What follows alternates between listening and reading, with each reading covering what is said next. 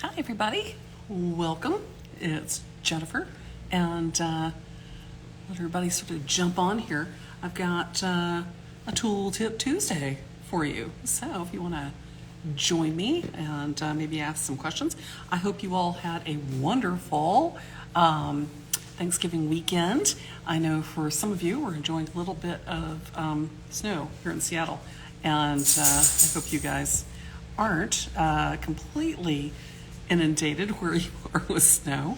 I think probably those of you, hi Karen, may have gotten a little bit more snow than we did over on the islands or over in Kitsap County, but or up on the mountainside of things. But I hope everybody had a pleasant Thanksgiving. And I want to thank you guys again for supporting us and being here for us, and just yeah, I have a lot of things to be grateful for, and I mentioned it last week, but it's worth mentioning again. I am extraordinarily grateful for the three people involved with our business, me, and that I had the sense to do it, and that Julia and Helen both had the sense to jump in and are both fantastic partners for this business. We have been really happy with how things have gone over the last few years, and I'm really thankful that we've had the response that we did and have people like you who tune in and take our classes and help support us. We like sharing our information with you, and we've got a whole bunch of new things coming up in the new year that we are very excited to share with you. One of those things is the sketchbook class for jewelers and metalsmiths. And the gal that's going to be teaching that is, her name's Kelly. She is over in the UK currently, and is amazing. So she teaches classes all over. She was teaching in Texas and a couple of other places, but she's taught all over the US and in the UK.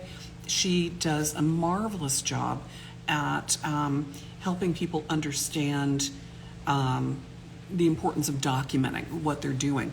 And it really is a way to help you conserve those ideas and to brainstorm and to springboard your ideas into other things, develop your designs, and work in a way that is good for you. Not everyone can draw, and this is doesn't require you to. You can find all kinds of other ways to scrapbook. In fact, most of the classes that she's done are working with photographers and other people in compiling their ideas and working through things and helping you organize your ideas is what it's more about. And I think that's really important. I love my sketchbook. I've got one that I will grab from time to time and just jot down an idea or throw a clipping in it, and that's a great way to sort of hold on to those ideas. So she's going to work through all that with you. She's got 2 classes coming up, and I really hope you guys will take a look at them and look at the description, look at the pictures that she's got. She works with a couple of other jewelers. She has a couple of people that are magnificent examples of jewelers and how they use their sketchbooks to help them develop their ideas and stay on track. And I really hope you guys will take a look at it, because it will really help you. I know a lot of times jewelers will have a tendency to just kind of recreate the wheel, and you learn a lot of techniques, and you learn how to do these things and do it well, but it ends up looking like everybody else's a little bit. So this is a way to really help you develop your ideas and make them your own. Hi Jen, hello. And but I would really encourage any of you that are, especially if you're at a place where you're kind of like, I got the technique, I need more design stuff. I need to understand how I can make this my own and find my own way. And that's going to be the class for you guys. So sketchbooking for jewelers and metalsmiths, it's not drawing, it's organizing your ideas in a way that makes sense for you. So please take a look at that. Also, let's see what else is coming up. Oh, Julia's got the chime hall class coming up on this Saturday afternoon, and that's going to be a really cool class. There's only a few seats left. It's kind of the mystery of the chime ball. They're like fairy balls, and it has a resonance to it. If you've ever seen them, you know what I'm talking about. But it's like a completely sealed ball, and it just like vibrates. And she's going to show you how to do that. It's a great exercise, a great project in forming, soldering, sawing, and creating something that's a little more sophisticated. So I would highly recommend that. And Helen has a class on Sunday that's going to be an intro to glass clay. So if you guys have worked at all with like, or know about like precious metal clay or PMC, this is it's using glass frit in a similar way that you would use precious metal clay. You can form it, shape it, put it in a mold, and bake it in the kiln like you would precious metal clay, and it comes out as like a cast glass. It's really cool, and you can use it on a jewelry scale and create all kinds of objects and shapes and forms that are like a fused glass instead of a fused metal. So it makes great additions to jewelry. I've done some pieces that Helen has made the glass for, that I've made the pendants for, and I would highly recommend it. I'm fascinated with the stuff. So anyway, a new material that you can add to your repertoire. So if you're interested at all in including glass, making beads, or working with the fused glass in a way that's really cool, it's worth a look. Also on December 10th, Julia's going to be doing the spinner ring, and yeah, it is interesting. I hope you will tune in for that. Yeah, it really is fascinating stuff, because she shows you actually how to make it. So it's not like a pre-bought glass clay. She's actually going to show you how to make the clay. So that's really cool. And it's stuff that you can get locally here in the States. And she's in London, so she's going to be doing the workshop from there. And but she has all the ideas, links, and tips and tricks to be able to do the fused glass. And she's been doing some really, really cool stuff. Things that you would think, it's like, is that enameled and formed, or is that, how did she do that? And they're all glass. It's really, really cool. Pendants and all kinds of cool stuff. So also on January 7th, I've got the Flex Shaft Demystified class coming up. And I know a lot of you may be getting maybe a flexible shaft tool for Christmas and don't know all the ins and outs and tricks for the Flex Shaft. It was moved to a later date, but it is there are lots of things that you can use the Flex Shaft for and with. Turning it into a belt sander, into a hammer hand piece, turning it into more than just a polishing tool or a drill. It's got so much potential, and I want to show you guys the care and feeding and maintenance. So if you break it, how to fix it, how to take care of it, and talk about maybe the differences. Maybe you haven't gotten one yet and you want to get one. Ask for a gift certificate and apply it to Flex Shaft. But there's all kinds of attachments, there's all kinds of polishing tools, and I'll go through all of that and make it make sense for you. So that's coming up in January, and then we're going to do a PMC Curiosity Workshop, and that's going to be January 8th. So all that's coming up. But my tool tip for tonight is safety. I know I've talked about this before, but I know that right now, this time of year, gets a little crazy. You've got lots going on. Safety goes out the window. Everybody does something stupid because they're trying to rush and get through stuff. Give me a shout out if you know what I'm talking about here. You're not paying attention. You're rushing. You cut yourself. Somebody gets into something they shouldn't have gotten into, or you mix chemicals and you just like do something that's ridiculous. So please take the time, take a breath, be careful, don't work too late, don't push yourself so hard that you're miserable and hurt yourself. But what I would always recommend is having a material safety data worksheet handbook in your studio. So you've got your material safety data sheets, in a binder in your studio.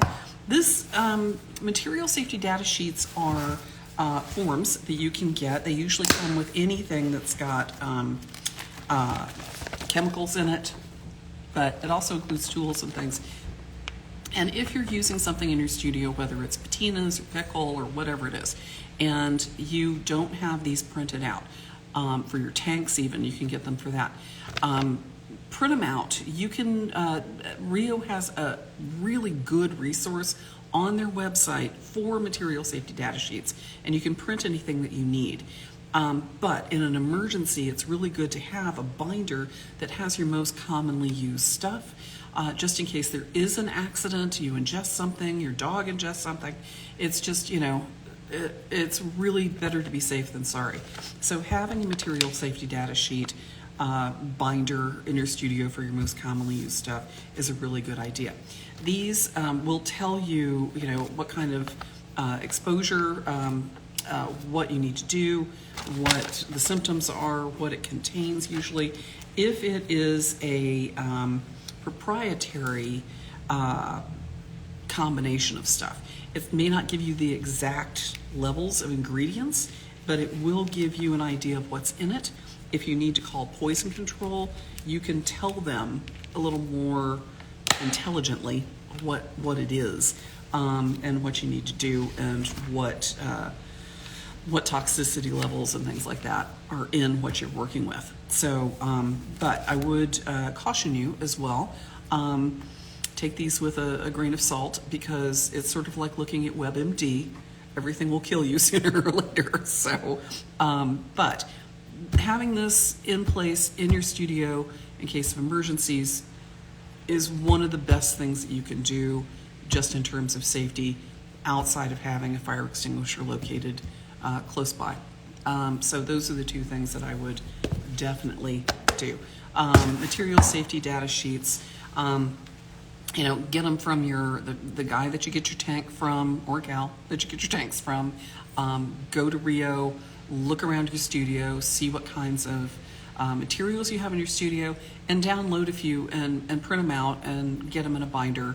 It doesn't cost you very much to do that, and the peace of mind later in case something happens, and being able to grab that off a shelf if you've got to go to the hospital, makes everything so much better, rather than trying to look it up online while you're, blinded by whatever it is that you just accidentally sprayed yourself with. So, it's just good practice, best studio practice to do that.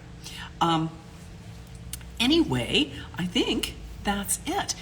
Is anybody, and I'm going to ask this, like somebody's probably going to answer me, has anybody already done that? Does anybody have material safety data sheets in their studio, and have you ever had to use it? And if you have an example of that, please do, pitch in a note once I post this, so that people understand the value, and not just me telling you this. But yeah, please do work safely this holiday season. Don't get too overwhelmed. Give yourself a chance to enjoy the holidays as well. I know many of us have open houses Saturday, and at Building C if you're in town. Come on by, and but don't push yourself so hard that you make yourself sick. Don't push yourself so hard that you injure yourself, and just take care of yourself this holiday season, right? Just be careful and stay safe. So, staying safe, material safety data sheets, keep it in your studio, and fire extinguisher, fresh fire extinguisher, check the levels, make sure that it is valid, make sure it is has its levels are right. They do expire and need to be checked from time to time to make sure that the levels are okay, inspected as well. So those two things, work safe. Okay, and other than that, we're going to do Tool Tip Tuesday next week, and talk about taking care of your hands again. And yeah, so that's our tool tip for next week. But we've got so much coming up in the new year. We're going to be doing YouTube Live for our tooltips. We're going to be doing, which I'm very excited about, we're going to be doing, we've got a whole bunch of new classes coming up. Chris from Lion Punch Forge has a whole bunch of new stencils out that are amazing that Michelle Lier is going to be teaching with coming up in the new year.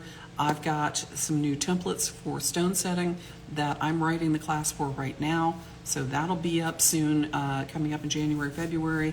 I'll have a whole bunch of alternative stone setting classes using the new templates. So take a look at those.